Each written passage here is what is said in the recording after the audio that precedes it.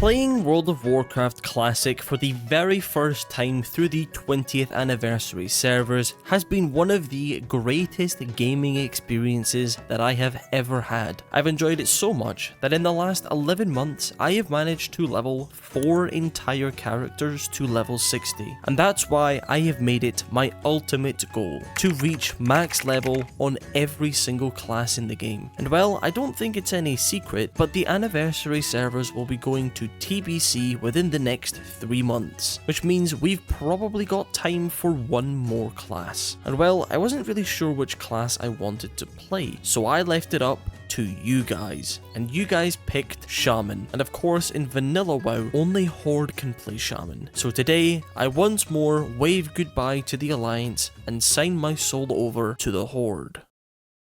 Last time was our second time playing our brand new Shaman, and we managed to hit level 25 by questing through the barrens, and just to spice it up a bit, we even went to the barrens. But we also did a few runs of Wailing Caverns, and we were able to secure the leggings of the Fang, one of the best pieces of gear at this level. But with the barrens now completed, it's time to spread our wings and explore what the Horde actually has to offer. So the goal for today's video is to simply reach level 30. To start the day off, we actually weren't going to be starting with leveling, but instead finishing off a very important quest line, which would be the quest to unlock the water totem, allowing me to use abilities such as mana spring totem and poison cleansing totem, which is great for fighting rogues of course. And the reason I haven't done it sooner is because the quest apparently takes a ridiculous amount of time to complete, having us run around the entire world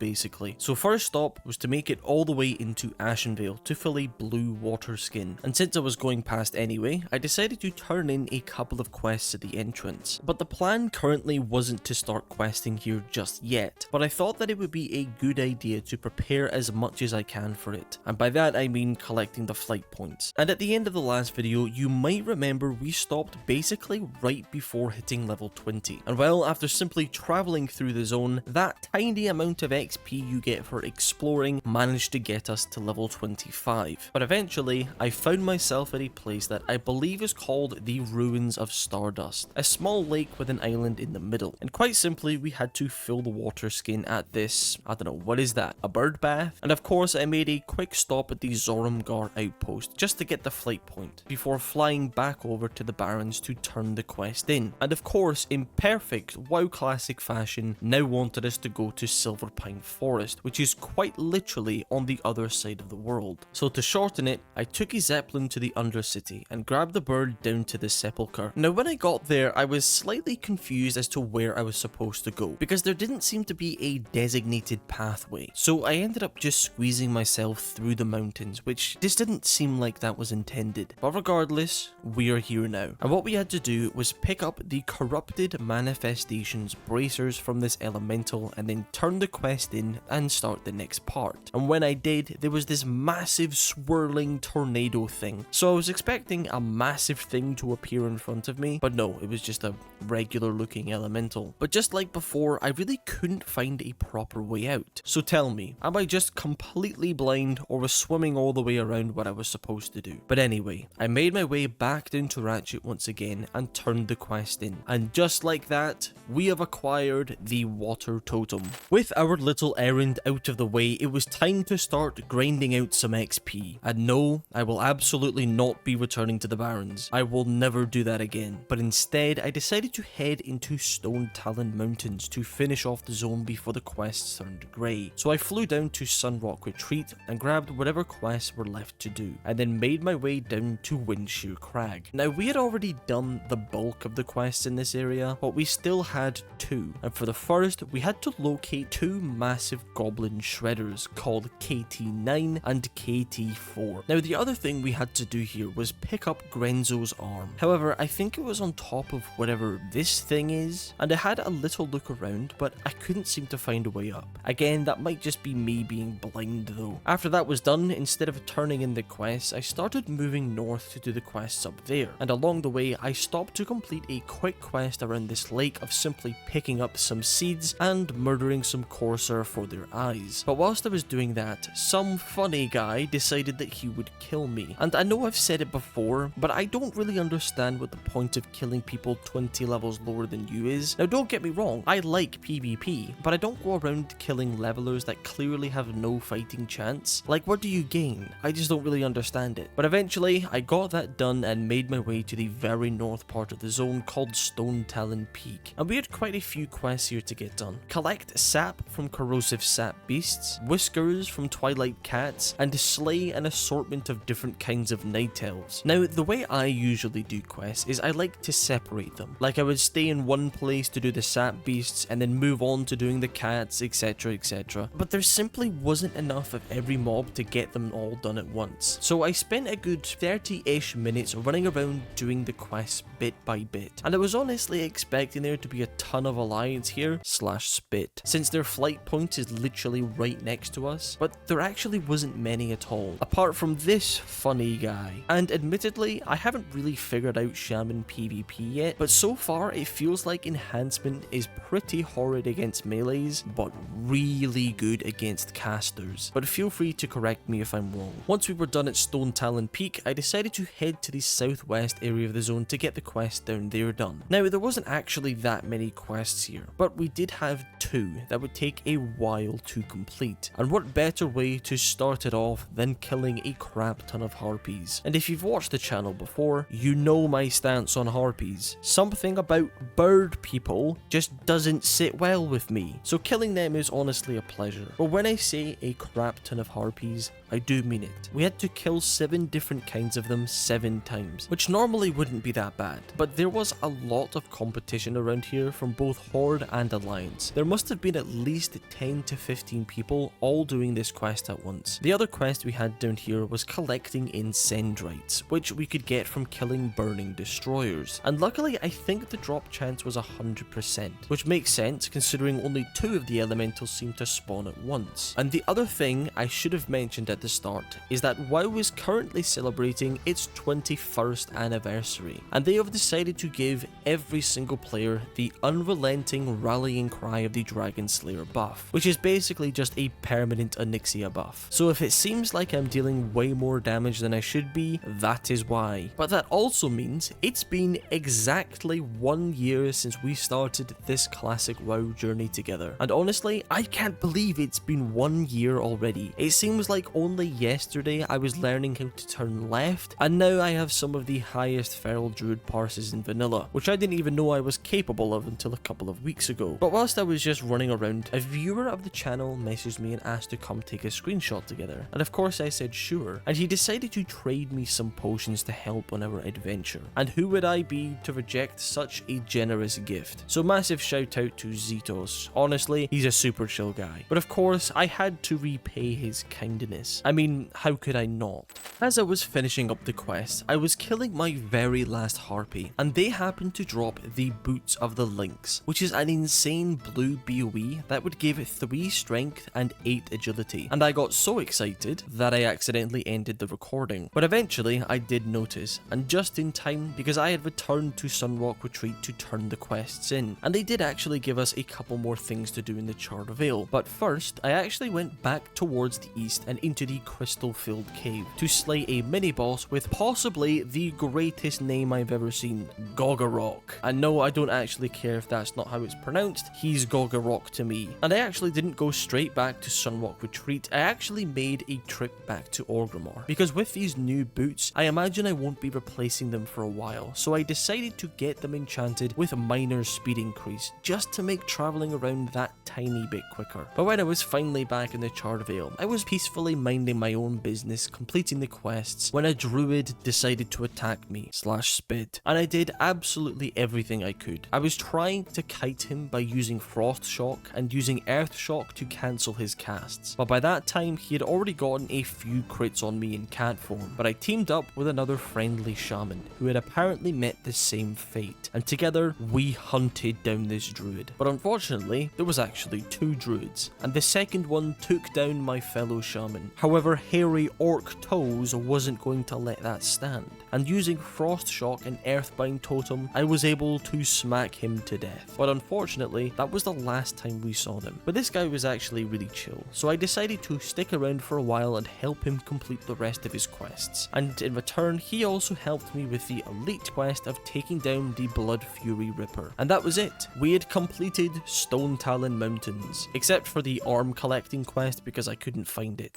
Now that Stonetalon was completed, I actually did have a few options for leveling, but I decided to head into Ashenvale just to give my poor eyes a break from all of the beige. And I definitely don't regret getting all of the flight points earlier because I was able to just fly over, grab the quests and go. I started off by moving south a little bit to grab the quest that I think you're supposed to do on your way into the zone, and well, turns out it was an escort quest. So I teamed up with 2 nearby players and we patiently waited. Now most escort quests are just, I'm stuck, get me out. But this one was actually somewhat interesting. We were doing, I guess, an attack on a small night elf settlement, and good thing there was nearby players because solo, I imagine this quest would have probably sucked since there was just constantly spawning mobs over and over again. Once that was done, I decided to quickly turn it in on the way past because we had to go behind the Splinter Tree outpost to find a camp full of satyrs. Now I thought this would just be a nice quick quest that we could do to just get it out of the way, but no, that apparently wasn't the case at all because we had to loot 16 satyr horns. Now because that number was so high, I was assuming that it would be a 100% drop rate. How silly of me. Plus there was a ton of competition, and to top that off, some of the satyrs would apply a debuff that simply had the description, "Your heart has been weakened," and basically that just gives your character a heart attack every 30 seconds or so. But eventually, after literally 40 minutes, we had gotten the quest done. But by that time, I ended up having to log off for the night. I logged on the following day feeling refreshed and ready to get Ashenvale done, and starting the day off I went just south of Splinter Tree Outpost to complete a quest of killing some night elves / spit. This quest wasn't too bad, to be honest. It's a slight pain in the ass since they like to sit in stealth constantly, but overall you can't really complain about quests like this. Once that was done, I started making my way west until I came across the Mistral Lake. Now don't get me wrong, I like seeing a water aesthetic, and I like being able to explore underwater areas, especially in Ashenvale, since the fluorescent blue water merges quite well with the overall aesthetic of this zone. But for some reason in this game, whenever I'm fighting something underwater, I can never tell how far away something actually is from me. Aside from killing water elementals, we also had to walk up to this stone structure, nice and easy. But on the minimap, you can clearly see that I'm being told there is a quest here. So I assumed that it would be on one of these random boxes or pieces of stone, but I just couldn't seem to find what it was, so I decided to skip over it. I then made my way back over to Splinter Tree Outpost to turn in, and usually there would be follow-ups to quests, but weirdly, none of the quests gave me any, so that left me no choice but to head over to the Zorumgar Outpost, which gave me a nice chunk of quests to complete, including yet another escort quest. And that's one thing I've definitely noticed about questing as Horde, is that there are a lot of escort quests. But eventually we came up to this small island with this kind of fire pit looking thing on top, and that's when we started getting swarmed by Naga. Now according to this NPC, this was supposed to be done in a group, but never underestimate the power of hairy orc toes. Eventually this giant hydra emerged from the water, and I confidently attempted to solo it, and this thing was hitting hard, and I had to use potions and healing spells, but eventually I was able to single-handedly take the beast down, but that left me with literally 32 HP left. I then headed over to the northern part of the zone to slay some Thistlefur. Not too much to say about that really, I think you know how that goes anyway. But eventually I got so deep into the Thistlefur den that I came across a cave entrance. How spooky. But turns out I actually had a quest to complete inside of here anyway. The simple task of collecting some troll charms. Now ordinarily, I think this quest would have been a complete no-go for me, since there was so many mobs in here that you couldn't pull just one of them at a time. But since I was higher level, and we had this Onyxia buff constantly lingering over us, I was able to squeeze my way through the cave just fine. The other thing is that most caves in this game have the exact same layout. You know, copy and pasted kind of thing. But this cave seemed to have a completely unique layout and design, which I loved. It felt like I was exploring a brand new zone all over again. Whilst I was in the depths of this cave, I came across a trapped bear offering me another quest. And take a wild guess what kind of quest you think this is. Yup, another escort quest. Once that was done though, I returned to Zorumgar Outpost once more to turn in, and just like Splinter Tree Outpost, we weren't given anything else afterwards, except for one whole quest, which looked like it was going to be a pretty interesting one. We had to place down this banner on top of this mound, and a few foul wheels started swarming around me, and that's when a random rogue decided to take advantage of that fact and kill me. Now that's not particularly a big deal. I respawned and decided that I would just start the quest over. However, I no longer had the item to start the encounter, and it's likely that I would have to go back to the quest giver and get another one, which if I'm honest, couldn't really be bothered doing. So I decided to declare Ashenvale complete, except for the random quest that I couldn't find in the water. But we weren't leaving Ashenvale just yet, because I decided that it was time for a little dungeon run. And what better dungeon than Blackfathom Deeps? Now if I'm honest, Blackfathom Deeps isn't a dungeon that I particularly enjoy running. However, that being said, I can definitely appreciate the love that went into creating this place. There's so many little details that are placed everywhere, and it really creates an immersive atmosphere. Loot wise though, it's pretty bad. The only thing that might be alright for us is the Naga battle gloves, but to be honest, I think the ones we are currently running were 4 strength and 4 agility, which is kinda just better. Apart from that, the Rod of the Sleepwalker would offer a teeny tiny little DPS upgrade. So we take down the first boss, Gamu Ra, and move on to killing Lady Saraves, and big surprise, she didn't drop the gloves. So we clear our way through the next chunk of the dungeon until we get to the Murloc boss, who we were able to take down pretty cleanly. And for the first time ever, this weird debuff buff thing would actually affect us in some way, since it gives frost spells 15 additional damage. And yeah, the difference really wasn't that dramatic. Not sure what I was expecting, to be honest. And we even managed to clear our way through the Twilight mobs very cleanly, until the tank decided to jump off the ledge. So I did my absolute best to fill in for him until he got back up, and then we were able to clean them up without any deaths. And we even went all the way underneath and did the underwater boss, Old Serakis, before taking on the second to last boss, Twilight Lord Kelris, who did actually drop the Rod of the Sleepwalker, and of course I needed on it, but unfortunately lost the roll, which to be honest is probably for the best anyway. And all that was left to do now was to clean up the final boss, Akumai, and he dropped the Moss Cinch. Now I know that it doesn't have any strength or agility on it, but it would still be an upgrade over our current 5 intellect belt, so I needed on it and I won, which is awesome. Now that BFD was completed and we had gotten a pretty mid upgrade, it was time to find another place to quest, and of course we went into Thousand Needles. Now of course I've been here before on my Alliance characters. In fact, these exact guards have killed me countless times as I was running past, but I was excited to see what was actually at the top of this lift. Turns out it was like a full-on settlement, with flight points, vendors, quests, you name it. But what I didn't realise is that all of these giant rocks were all connected, and seeing this for the first time was honestly one of the coolest views I've seen in WoW yet. I just thought that I was going to another beige horde zone, but no, this is cool. But enough about the view, because we had a solid chunk of stuff to get done, and starting it off, I went just to the right of the Great Lift, where I found a gigantic Kolkar settlement. Very simple quest, run around and slay a few different kinds of Kolkar, and at this point I had Rallying Cry of the Dragon Slayer plus a War Chief's Blessing active, which just makes you feel so powerful. I managed to get the bulk of the quest done in a timely manner, until I got to killing these scouts, which didn't seem to spawn too often, plus there was a good 4 to 5 people clearly looking for the same mob as me, so I decided that I would just put this quest on hold and come back a little later on. I then went back up top again to an area that was clearly taken over by the Grim Totem Tauren, but up here we had 2 things to get done. Firstly, kill this freak and loot an item, and then of course another escort quest. So I teamed up with this druid, and together we were able to decimate our way through it, and everything was perfectly fine until the very last part of the escort, and my druid friend decided to throw himself off of the bridge. But not to worry,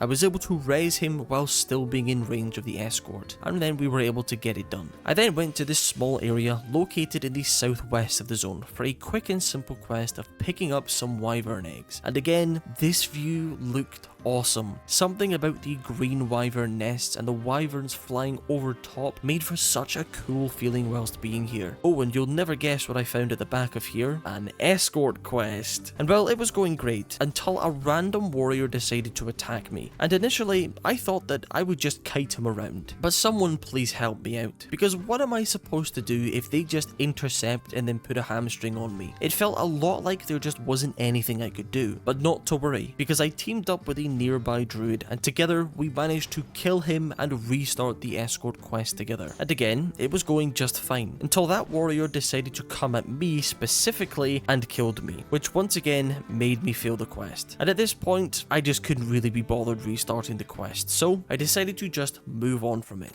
So with a failed quest now under my belt, I decided to pay another visit to the coal car, and apparently most of the people had disappeared, so I was able to just run in, get the mobs and leave. I then went to the northern part of the zone where I found a cave with a lonely looking tauren inside, offering me one of the coolest quests I have ever seen. He teleported me to the top of one of those rocks, with no way down, and all the quest said was, if you have faith, then jump. And well, who would I be to argue with a random cowman? And honestly, this is the type of quest that I'd love to see. Unique, different quests that are just there for a bit of fun. After risking my life for a cowman, I once again went back up top to the Grim Totem area, where we had to find 3 secret notes. So stealthily, I weaved in and out of the tauren and was able to get all 3 of them without having to fight more than about 3 mobs. And finally, I went down to the one and only patch of water in the entire zone to kill water elementals and collect some agave. And when I say finally, I don't mean we're done with this zone just yet, but it would be our last for now, because we managed to hit level 29, and level 29 would be huge for us, because we are now a reasonable level to run Razorfen Kraul. But first, I made a quick trip back to Orgrimmar to visit my class trainer. Nothing massively new, I think it was mostly just ability upgrades, plus some cool stuff like Farsight. So why of all dungeons is Razorfen Kraul a big one? Well, the dungeon itself, in my opinion, is incredibly mid. I think it's fine, the aesthetic really just isn't for me. However, loot-wise, it's fantastic. Firstly, the Ferine leggings. Offering 9 strength and 8 agility, these would actually be better than the leggings of the Fang. And of course, we cannot forget about Corpse Maker. Easily the single best leveling weapon for us right now. It's insanely slow, being only 3.8, its DPS is almost 30, and gives us 15 strength. If we were able to get it right here, right now, this would quite easily last us until the early 40s, if not then later. So we clear out the first portion of the dungeon and kill Agam Thorncuss and Deathspeaker Jogba, and then move on to Overlord Ramtusk, the boss that can drop Corpse Maker. And let me tell you, I was excited. I'm sure you know that feeling when you know a boss has the potential to drop a huge upgrade. And well, he did drop it. And I thought that I would be rolling against the tank, but no, I was completely solo rolling on it. And I still rolled a 100. I was so incredibly happy because I knew that leveling was about to get a whole lot more fun. So we continue our way through the dungeon until we get to the giant pig boss Agathellos the Raging. And he did drop the Ferine leggings. So 2 massive upgrades in one run, you cannot complain about that. Apart from that, the rest of the run went about as smoothly as could be asked for. We took down the final boss, Chargla Razorflank, and we even took the time to do the little escort quest at the end. Now, getting the best upgrade we possibly could, of course, had to be celebrated in some kind of way. So I decided to spend a big chunk of the gold that I had inexplicably acquired on a fiery weapon. Now, I don't know if it's actually good for us since the weapon is so slow, but it does make us look friggin' cool. But how does it actually perform out in the world? Well, that is a story for another time. I hope you enjoyed today's video because I enjoyed making it. I apologize if I sound slightly off today. I think I've started to catch a cold, so I might be a little bit nasally. I'm still really liking Shaman. I honestly can't wait to get out there and see how the weapon performs. PvP wise, I've honestly got no clue what I should be doing. I keep trying to kite people around, but especially against that warrior, it just felt like that wasn't going to work. So feel free to give me a hand in the comments. Anyway, Same as last time, let me know in the comments what you guys would want to see next. Either another Shaman video, Hunter endgame video, or a different kind of video that I'd been interested in creating. Let me know. Anyway, I think that's enough yapping for today. I hope you all have a wonderful rest of your day, and I will see you all later.